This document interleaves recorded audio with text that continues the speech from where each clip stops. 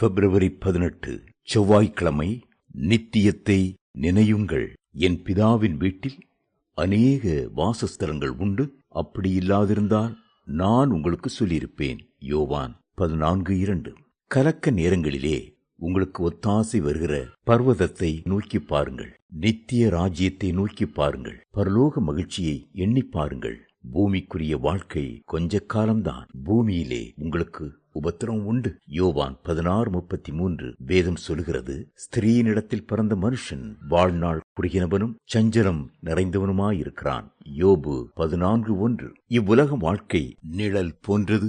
அது சீக்கிரமாய் கடந்து போய்விடும். ஆனால் கோடான கோடி யுகங்களா நீங்கள் கர்த்தருடைய ராஜ்யத்திலே, கர்த்தருடைய வீட்டிலே நீடித்த நாட்களாய் நிலைத்திருப்பீர்கள். என் பிதாவின் வீட்டில் அநேக வாசஸ்தலங்கள் உண்டு என்று மேலே காணும் வசனம் சொல்லுகிறது.